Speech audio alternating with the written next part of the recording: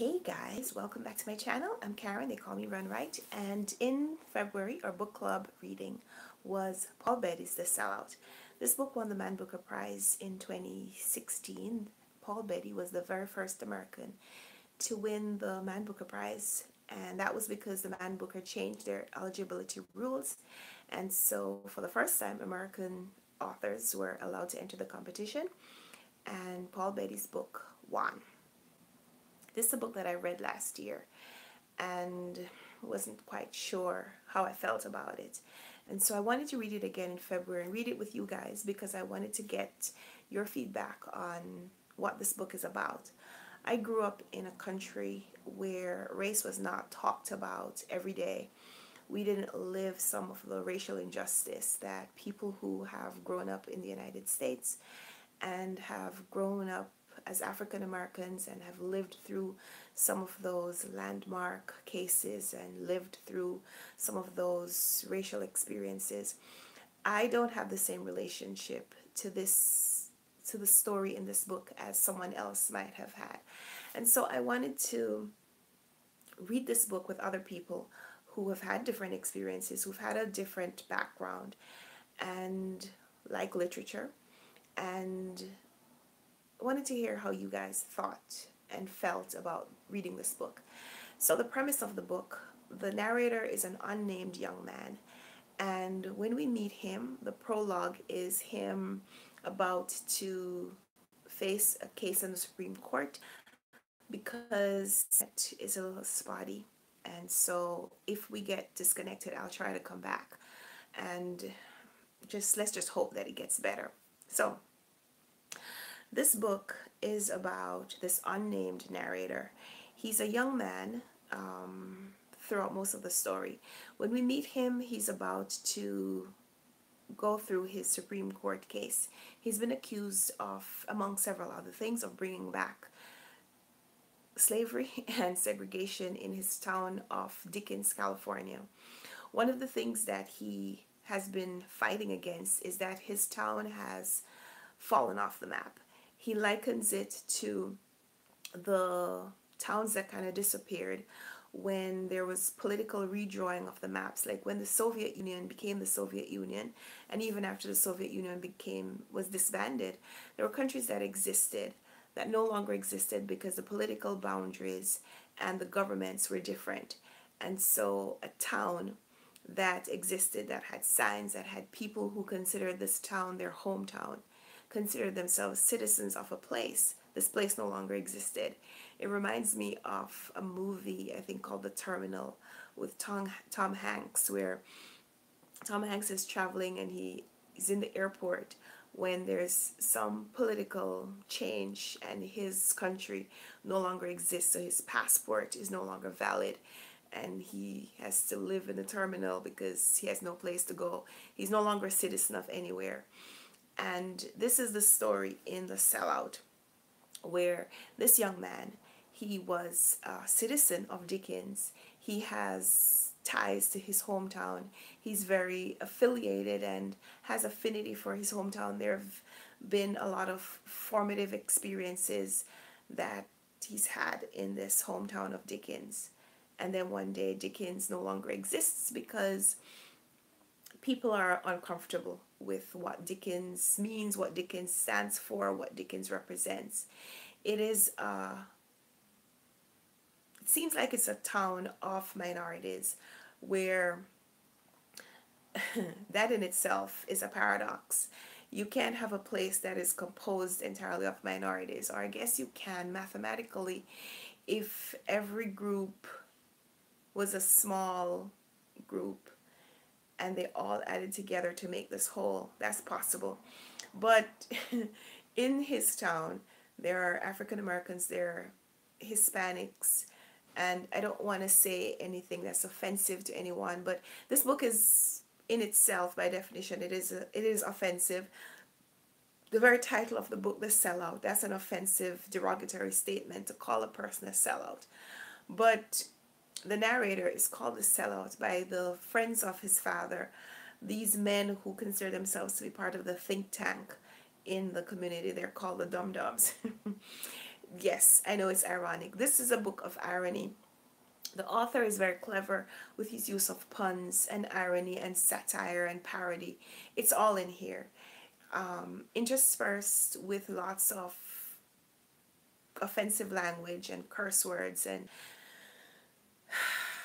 intermingled with all of that is some really clever wordplay. And that was the thing that struck me when I was reading the book the first time. How clever the author is, how clever he comes across as a writer, as a master of the English language, of prose, of comedy, but all how crass it comes off a little bit. Like he talks about these racial incidents, and he talks about them with not much regard for how you might feel about them. That was one of the things that struck me the first time I read this book, and that still kind of bothers me when I read it now. I'm not sure how to feel because of my lack of experience, not having grown up in the racially charged period that a lot of you probably growing up in the United States did. But as a person, as a as a connoisseur of literature, as a person who reads widely and is interested in history, in the African American experience, in the experience of people of African descent wherever they're from, and whatever their history and whatever their experience is, that is something that has always been interesting to me. To have this person who is one of the community, so from the community, and talking about the community, and talking about things that we both know about, and we both, by I mean me, or the reader and the author, things that we're familiar with, things that have happened that have been offensive to the community of people of African descent, and yet this author makes it seems like he's making light of it, except when you listen to him talk, you realize that his position as a person of African descent, living through some of these experiences, and seeing these things happen around him and being affected by them but wanting to talk about them. He said in an interview that we have to see the humor in some of these situations. We have to write about them humorously or not, because the things have happened, and you're not writing necessarily about the real life experiencing. You're not writing about the real life experiences. You're writing about your own fictionalization of something that's real, something that's harsh, something that's offensive. But you get to rewrite the story and take the humor from the situation. I thought that that was interesting as a point, but I'm not sure if that is my experience when I'm reading it. I still don't know exactly how I feel about that. So I'm going to see who is on here. I can't see, I know I just saw a pop-up from Alicia. Hi Alicia, thanks for being here. Good night, thank you for your patience. I know you read the book. I really want to hear your thoughts on how this author handles the racial situations that he mentions in this book. So we're kind of talking a little bit about the synopsis. So we have this narrator. What should I call him? I'll just call him the narrator because he doesn't give himself a name. I think that is purposeful on the author's part. So when we meet this guy, he is facing the Supreme Court charge, bringing back segregation, bringing back slavery in his community, but also he's done some other things. So that's the prologue. So we flash forward to a more chronological experience of his life. We know that he grew up with a single dad who is strange. I don't know how else to describe his father, except that he seems like the kind of person who grew up in a time in the United States where he was very deeply affected by racial incidents, but as a person who was very educated, his response to the hopelessness of his life was twofold. One, he had a child, and he had, through his child, through his son, he has an ability to change not his life, but to change his future. So he put his son through, he kind of raised his son as a social experiment, putting him through a lot of what I'm sure anyone would consider to be abusive situations, where he pretty much forced this kid to be an experiment.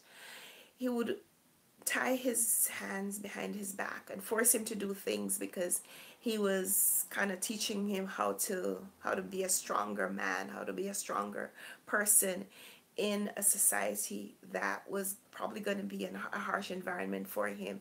He was kind of preparing him, tempering him for what he knew was going to be a difficult life.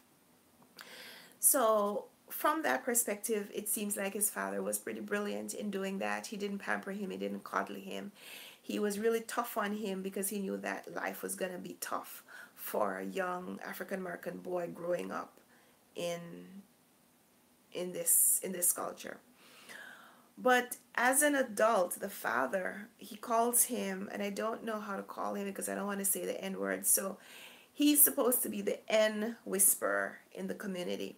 He's the person who, when other blacks are having problems, they're having mental breakdowns, they're having issues, standoffs with the police, where they're suicidal or homicidal, and there's some kind of a standoff with the police. The narrator's father is the person that the police get to come and appeal to this other black person and eventually get them to see the voice of reason. The irony of that situation is that when this man, the father, has his own meltdown, has his own standoff with the police, because he is the person who usually intervenes in those situations, when he has his own situation, there's no one to intervene for him. And so he does something that irks the police officers, and they shoot and kill him in cold blood on the street. And the son, the narrator, is back from college when this happens, and he only hears that his father has been gunned down, and he goes to see him. He goes to see the body, the bullet-riddled body in the middle of the street, and he's able to take the body away and prop him up in this restaurant, this kind of Dunkin' Donuts kind of setting restaurant, where his father is a part of the think tank that we mentioned earlier, the Dum Dums. And so he brings his father back for one final meeting. The father is dead, and his talking buddies are there, and they have this one final meeting, and it's such a scene. It brings to mind the thoughts of just gross violence, macabre. I don't know how to describe it, but you know it is a very poignant scene. The son having failed the father because he wasn't able to keep him alive. There's this point where the son says that the police officers say to him, when they were threatening the father and about to kill him, the father says, "Go ahead and do whatever you want to do. You don't know who my son is." Like, in his final moments, his hope is in his son. And yet here's the son having failed to keep the father out of trouble, failed to keep him alive, and he drags the body away, gives him this very unorthodox and disrespectful in some way kind of treatment, because he takes him. It reminds me of the scene from Weekend at Bernie's, where they have this body and they're propping it up and kind of like parading it around the town. But then even after that scene ends, and they ask him what he's going to do with the body, and he says he's just going to go bury the father's body in the backyard of the farm.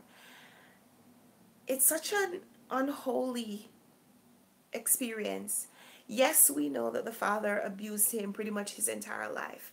Yes, we know that the father has his failings. But to think that that is the way he honors his father's body and honors his father's life and legacy, it makes you kind of question what this son does have respect for. Why, if he's done this to his father with so many people looking on, what else would he do? There's that scene, but you know it's relevant, you know it is, you know it's important, but you're not really sure how to deal with it. The other very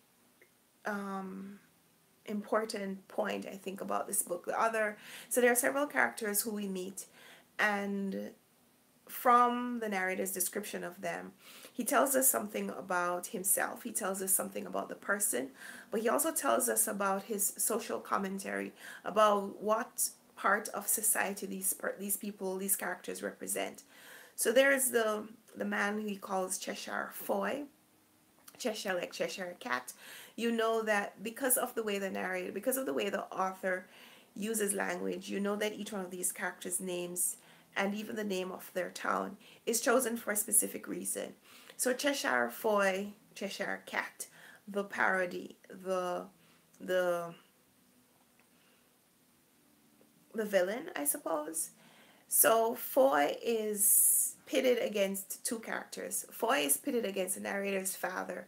Narrator's father founded the think tank, the Dum Dums, but in his absence, after his death, while the narrator still attends meetings, Foy is the one who is the successor as the leader of this group, but the relationship of the two men is kind of like a standoff, like a passive aggressive kind of relationship that we're not really sure that we understand. But Foy is also pitted against the other male character, Hominy. Hominy is the guy who ends up being the narrator's slave.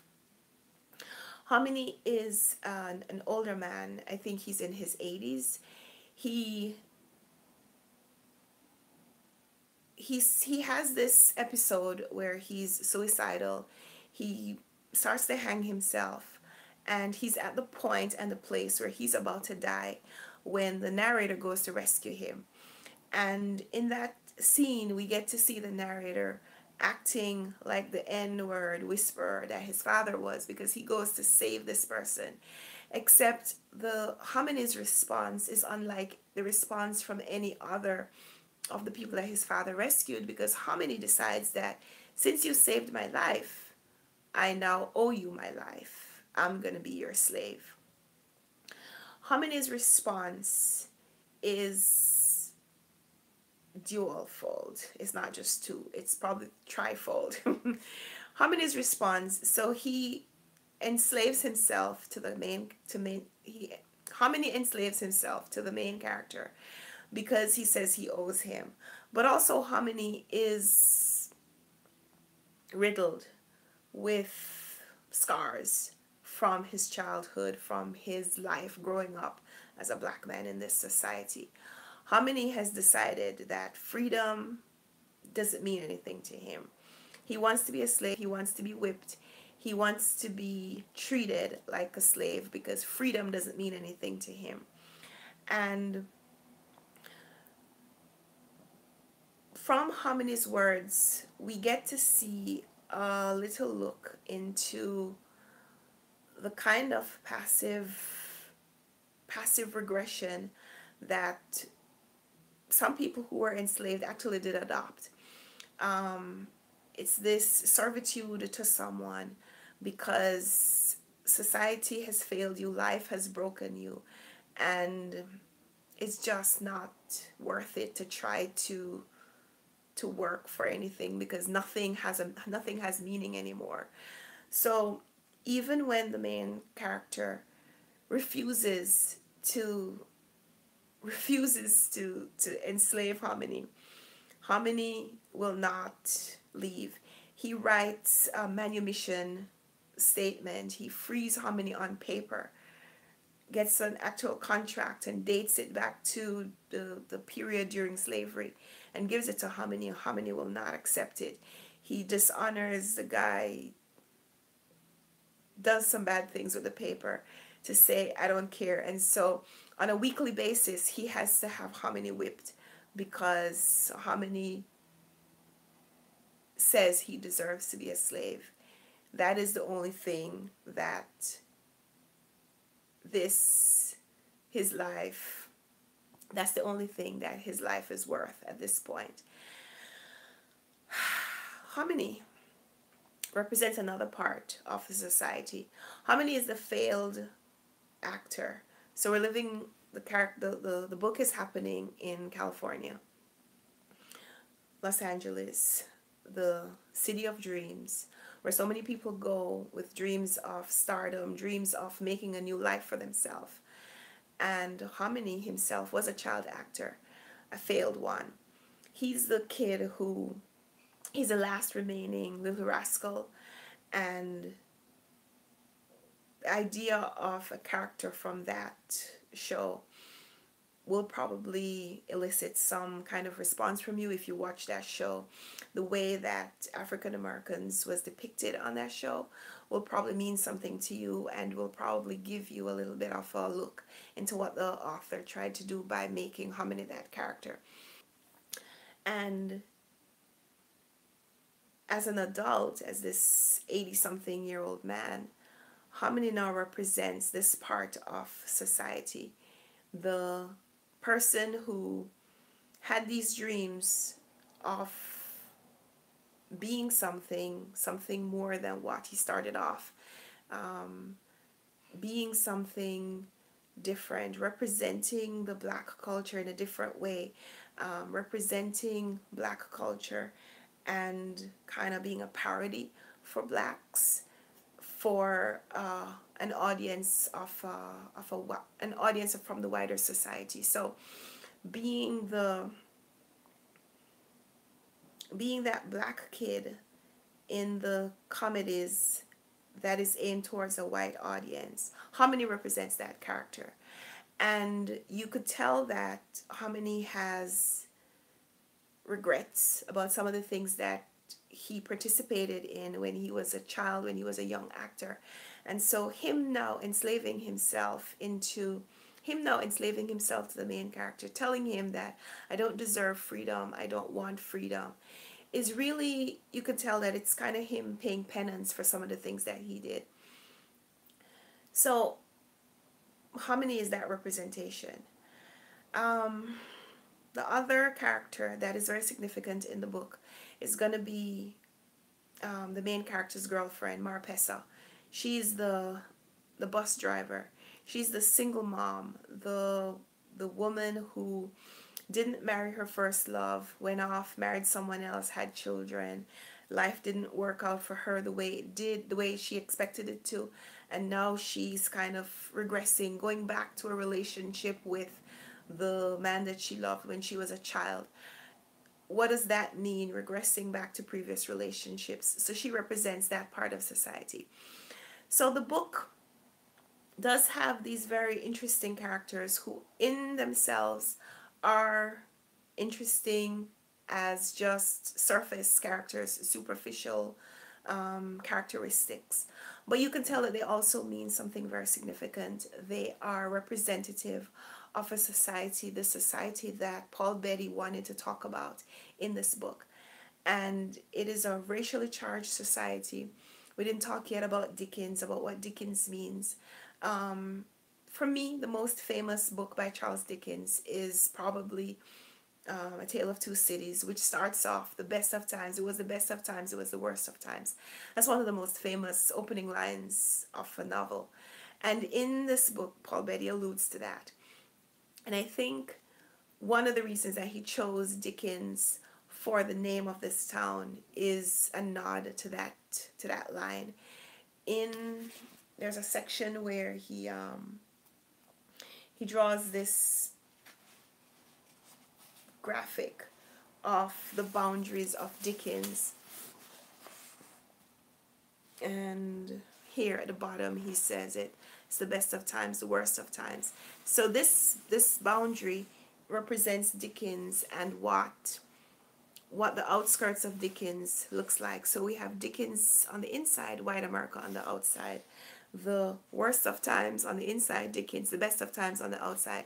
So in this little infographic, he's showing the difference between what Dickens is, what it represents, and the wider community, and shows then why Dickens, the motivation behind getting Dickens off the map. Because if you could take the best, if you could take the worst of times away, then everything here is the best of times. If you could take Dickens, the name of Dickens, away and replace it with the names of names that have more affluent connotations, names that suggest suburbs, that suggest wealth, that suggest geographical interest, then you could just get rid of the associations that people had with Dickens.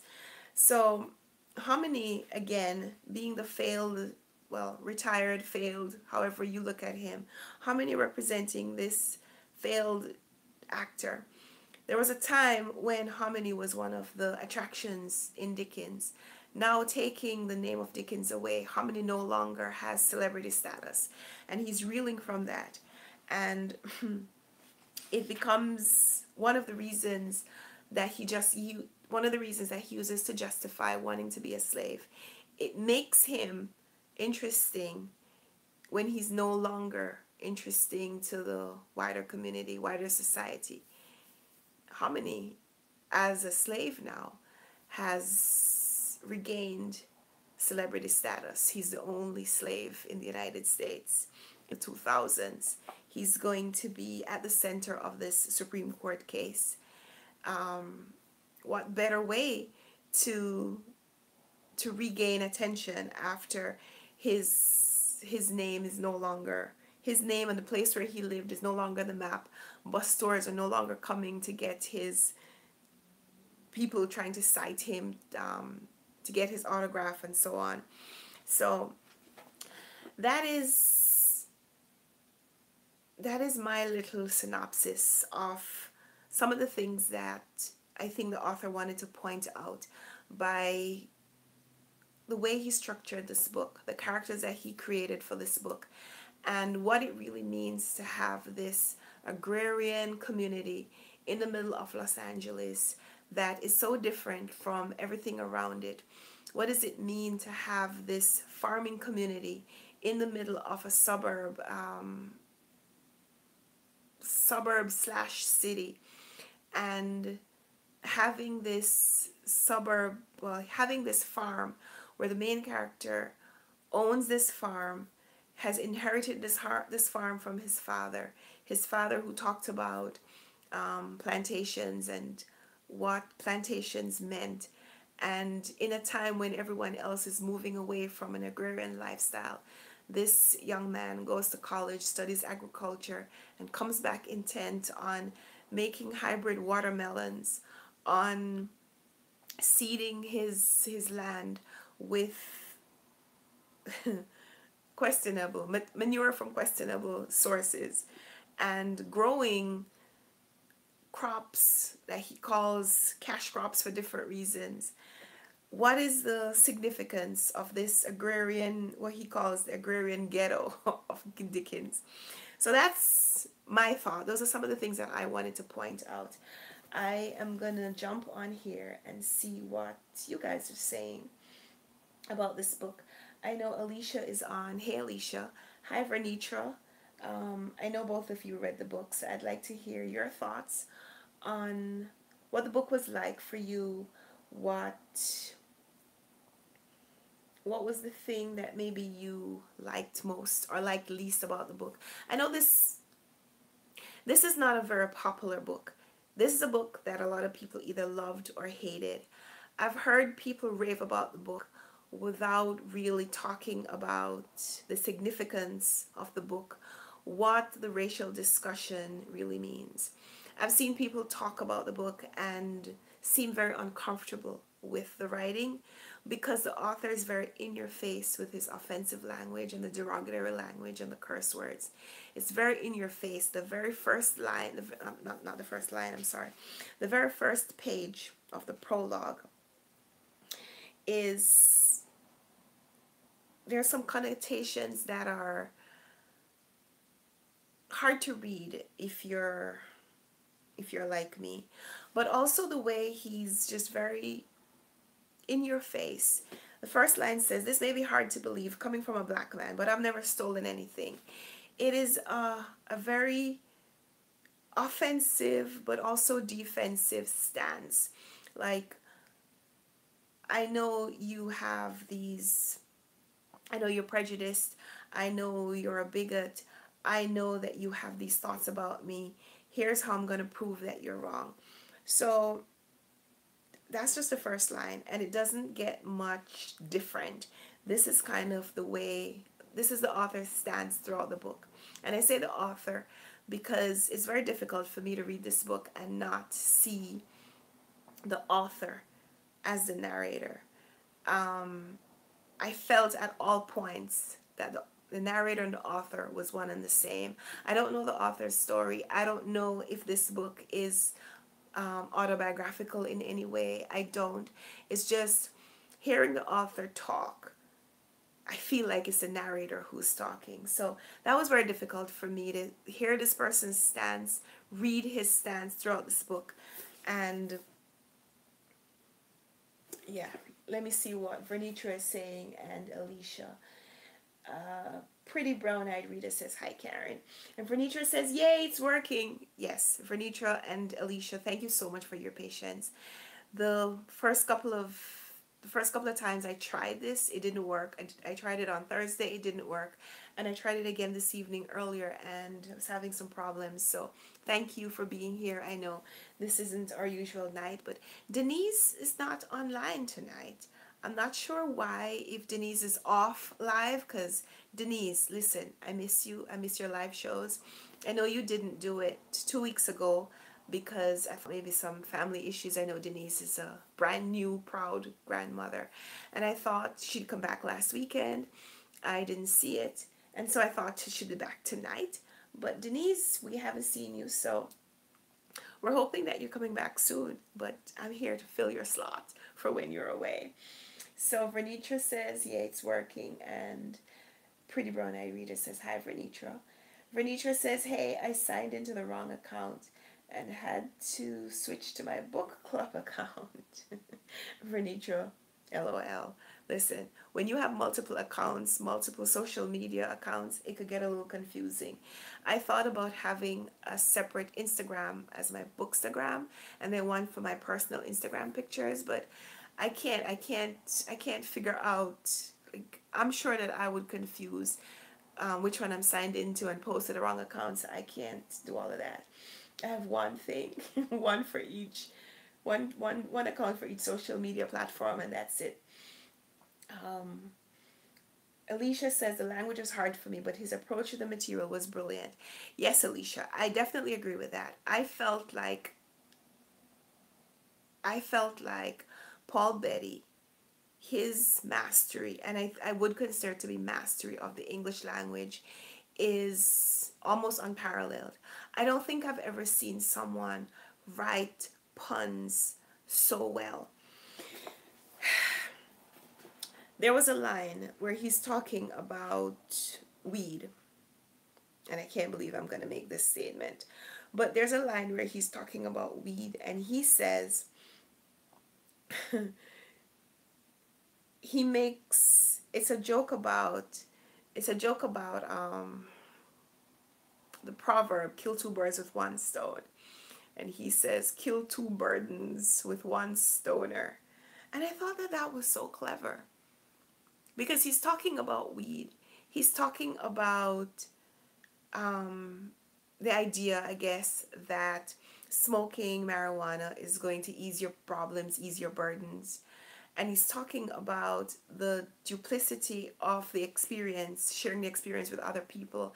Kill two burdens with one stoner. I just remember reading that and thinking, wow, he's so clever. But yeah, he's a really talented writer. I just wish the material wasn't so coarse. Rachel says, "I really enjoyed the book. I think this author is a comic genius." I'm inclined to agree with you, except Except I don't want to say, I don't want him to be a genius. I want him to write other things. Is that unfair? I want him to write and write with less offensive language. I want to be comfortable when I'm reading it in order to recommend this book to other people. Like, this is not a book that I could recommend to other people because of the language. I wouldn't want someone to pick up this book and say, Karen recommended this book to me, so this. So while there is definite genius, I think the author is a genius. It's not a book that I could recommend on the basis of the language is still just so uncomfortable. So that's very hard for me. That is very hard for me. That is the hardest part for me with the book. Alicia says, I found myself laughing. No, Vernitra says, I found myself laughing out loud constantly throughout the story. Vernitra again, he says, he took every stereotype about race and black culture and turned it on its head. Yep, he really did that.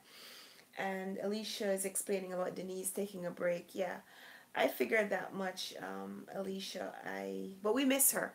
Denise, if you're watching this at any point, we miss you. Please come back to us soon. You told us that you'd be off BookTube in a couple of years, and I guess I got comfortable thinking that you'd definitely be here for a few more years, and I wouldn't have to think about you not being here even for a week. So come back to us soon.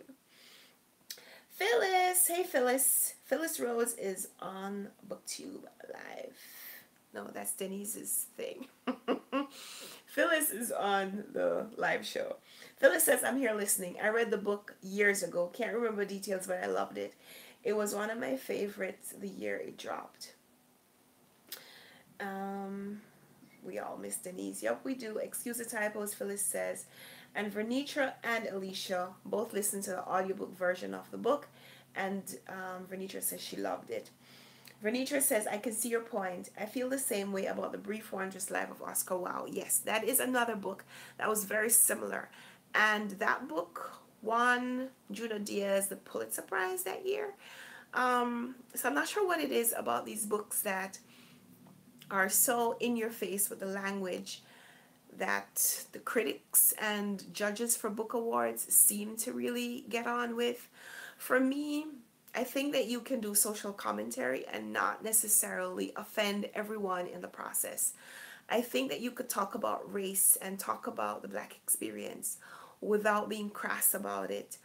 I think that you could have two adults have a conversation and be passive aggressive or be just passive or be just aggressive and talk about history and talk about their rage and talk about their frustrations without cursing at every point. I think that that is possible, and I think that we should demand that if that is something that we really care about.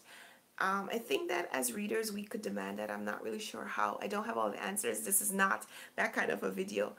I guess I miss the clean version of media, like when you could buy the video, I'm sorry, not the video, when you could buy a CD or a tape and buy the clean version, the one that had the curse words blanked out or dubbed over with something that replaced the idea but was still suitable for airplay or suitable for an audience that really didn't care for that kind of language. I guess I wish that.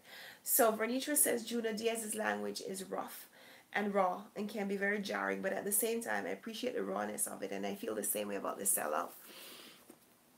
Yeah, I wouldn't write the book that way, but these are not my books. We're just consumers. We're consumers of this literature. And Paul Beatty represents a part of us. I was very proud of the fact that he was the first American to win the Booker Prize and that he was an African American writing about the Black experience. But Marlon James, so I'm Jamaican, Marlon James won the Booker Prize the year before that. And Marlon James's book is also fraught with a lot of coarse language and offensive statements. And he won the Booker Prize. It's difficult. It's difficult, given my background, given some of my political leanings, to read those books and say that I love those books. But I can appreciate the fact that these authors have contributed something to literature, and that has contributed something that is chronicling the Black experience and chronicling the experience of people of African descent living in this part of the world in literature, and pushing that message out to a wider audience. Because Paul Betty's book, just from the mere fact of it having been shortlisted and having won the Booker Prize, meant that his book was read by so many people who might not necessarily have cared about a story like the story that Betty talks about. So another thing I wanted to ask you guys about, what do you think about the title of the book, The Sellout? The idea that Foy in his meeting, in the Dum Dums meeting, calls the author a sellout. I'd like to hear your thoughts about that. I'm not going to stay on here too much longer. We've been here now for 39 minutes. So I want to ask you, what do you think about the author being called the sellout, given what his father said when he was being attacked by the police officers? He said, "You don't know who my son is." And then the narrator is revealed later.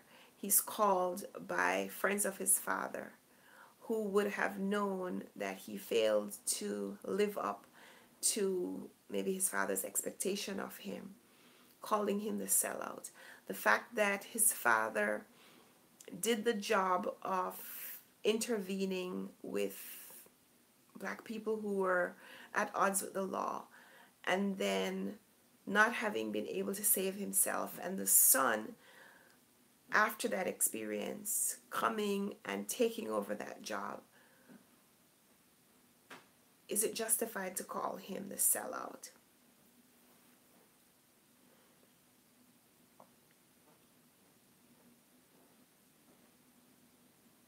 So Renitra says, that's a good point. So many people read these award winners, and it is possible those who are ignorant of the diversity of Black culture might take the story as representative of all Black people's story. And that is the point that I made I did a video last week about literature that represented the Black experience, and the issue that we have sometimes when people read these books that chronicle events in Black history and take that as the whole story. That while we want to read and celebrate books like Alice Walker's The Color Purple, and pretty much all the books that I've read so far written by Toni Morrison, which shows the poor Black person living in some kind of racially charged society and experiencing the negative things that we've heard about in a lot of those experiences, the abuse and the poverty and the hopelessness and all the negative things. The fear for me is that people read those books and think that that is everybody's experience. Someone reading Marlon James's book and thinking that the life that Marlon James describes in A Brief History of Seven Killings, that everyone who lives in Jamaica lives in that dancehall culture, lives in that reggae culture, and experiences the life that Marlon James writes about. That is always the concern that I have. I know that most people don't read books that way and think that, okay, a book that takes place in this part of the world describes exactly everything that's happening in that part of the world. But there's always that little part of me in the back of my mind where I'm concerned, and I don't want that to be anybody's thought when they read this book. Renitra says, okay, so no, Alicia says, I didn't think the main character was a sellout. He seemed to be doing more in the community than the other intellectuals. But isn't that usually what happens? The guy who gets called the names is the guy who's doing the things. The people who are calling the names, they're so busy making up names for someone else, they're not really doing anything. So that's a really great point, Alicia. Vernitra says, while listening to The Sellout and while reading Oscar Wilde's years ago, I definitely felt both works captured the voice of a particular culture or a select part of the culture. And she says she thinks the title is definitely interesting. Yeah, the other thing that sellout means, right, is a person who accepts some kind of payment as compensation for giving up their values, compensation for their integrity in some way or another. When the author, I'm sorry, I keep saying the author, when the narrator's father is killed by the police, he gets a windfall. He gets $2 million. My mommy's calling me. Hi, mommy. Can you call me back? I'm on a live show. Can you call me back in 10 minutes? Please? Thank you so much. Yeah, when mommy calls, you gotta answer. So, when the author's, see, I did it again. When the narrator's father is killed in the police standoff, he sues, I suppose, and there's this wrongful death suit, and he gets $2 million. And it's that $2 million that he uses to buy the farm, literally, to pay off the mortgage for the farm that his father bought or signed a mortgage for, because I guess you don't buy it at that point. He's able to pay off the mortgage on the farm and do things with the farm that his father wasn't able to do because he was alive and didn't have the $2 million. What he does with the money, if he doesn't honor his father's life with the money, then it would be justifiable to call him a sellout.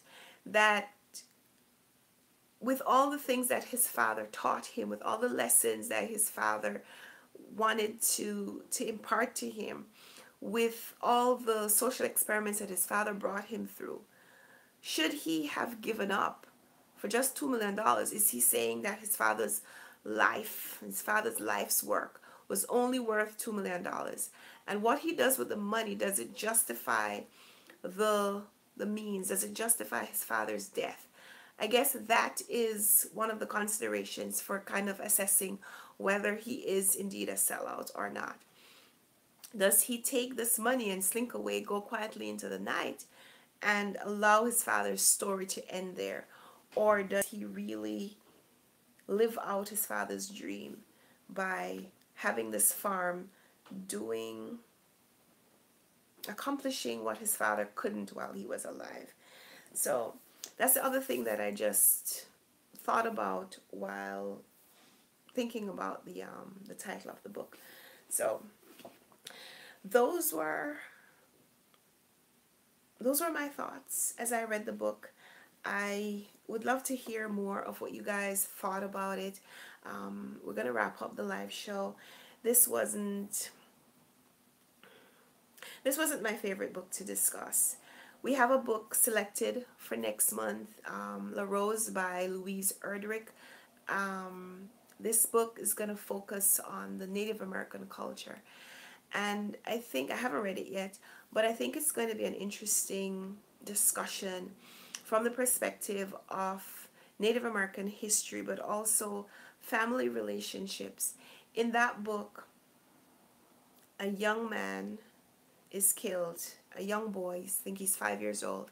He's killed by his neighbor, and in feeling remorse, but also feeling like he has to do something to atone for killing his neighbor's son, this father gives up his child to the neighbors to atone for his sins, to replace their child. I'm not sure what he thinks he will accomplish by that. But I think that's going to be an interesting story just from that perspective, but also because I expect to learn something new about Native American culture. So I'm looking forward to reading that and discussing it in March. I want to get some feedback from you guys.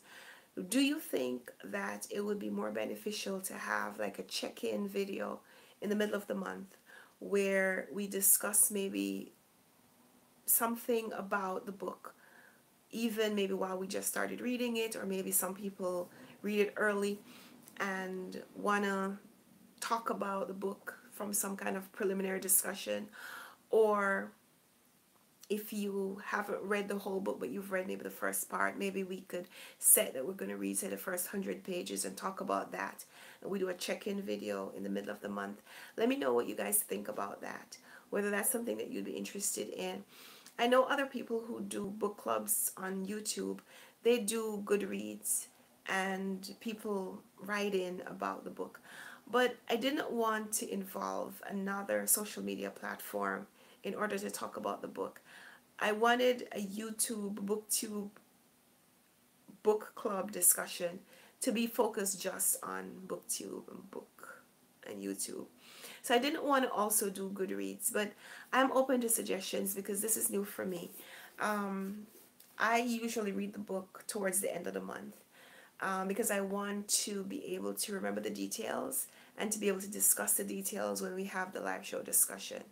So if we're going to do, say, a check-in video in the middle of the month, say around the 15th, go through maybe, say, the first 50 or 100 pages and talk about how we feel about the book at that point. If people have read the whole book, that we make a decision that we're not going to spoil it for the other people who haven't finished it yet, but we're going to talk about the setup, maybe what we expect to happen, maybe what we want to happen. So let me know. If you want to think about it, you can always come back to this video or tell me later on what you think about having a check-in video around the 15th of March where we start talking about what we're getting from reading La Rose, whether our understanding of Native American culture has been impacted in some way from what we're reading, or how we feel about the book as a story or as a representative of this segment, maybe the segment of the population that maybe you guys are not familiar with. I'm not as familiar with either. So Alicia says she reads the book close to the discussion, so a mid-month check-in wouldn't help. But Vernitra says the check-in idea sounds good. So I don't know, guys. I don't know. But Vernitra says both work for her. So I'm going to think about it, and hopefully I'll hear from more of you, and we'll come to a decision about whether or not check-in somewhere in the middle of the month would be beneficial. So we talk about the book during 2 videos, not just one at the end of the month. So that's it. Thank you so much for spending some time with me tonight. Alicia, thank you. Phyllis, thank you for joining. And Vernitra, of course, thank you so much. Thanks, guys, for reading the book. Thank you for participating tonight. And I have another video. I have a lot of videos that I started to film and just need to edit and put up on the channel. In February, my goal was to make a lot more videos. You know, I got the flu. You can tell my voice is still not better. At least I'm not coughing anymore. That's good. So we're going to work on getting back to videos. Phyllis says check-ins are not good for her either. She likes to read it all and discuss. Thank you for letting me know that, Phyllis. So, okay, listen, we could always just do the video at the end of the month. That works for me too. So I'm going to try to hear from more people, and we'll see how that flows. But I just want to say thank you. Thank you again for being here tonight. I hope you guys had a great weekend. I had a really busy weekend. I did some maneuvering of my schedule that I'm a little tired. But I'm grateful for all the opportunities that I have to do all the things that I do. So I will never complain about all the things that I do. I'm just so happy to share it. I really love the life that I have. And Just want to say thank you for being here. Thank you for being a part of my YouTube channel. I want to do something special to celebrate having gotten to 1,000+ subscribers. This is no easy feat. You know, I can't subscribe to myself, so every subscriber that I've gotten on my channel has been somebody like you, somebody like one of you guys, or maybe someone who's going to watch this video later, who came to my channel, watched a video, and liked something enough to say, I want to watch more from this person. And I know there are channels that have a lot of subscribers. There are people who talk about books who have 50,000 people following them, and that blows my mind. But I never expected to get to those levels. I guess I don't do some of the things that those channels do, and I never want to. I don't want to be a sellout. I'm not saying that those people are sellouts, please. I hope that's not what I intuited or that I alluded to by saying that. But I just want to say thank you for the 1,055 people who subscribe to my channel. For the people who are here tonight, I can't see all of you because this is not, I'm not getting the notifications very well. But thank you for being here. Thank you for watching. We've been online now for 55 minutes. So thank you for spending 55 minutes of your Sunday evening with me. And I just want to wish you a happy week ahead, a good night, a safe night. And of course, because this is BookTube and because this is the Runwright Reads BookTube channel, I just want to wish you happy reading. I hope you're reading some great things. February was a great reading month. A lot of us did the Read So Lit, I think, and we read some things that were fantastic. And I want to encourage you to continue reading books that feed your mind and feed your soul. And happy reading. Okay. Good night. Bye.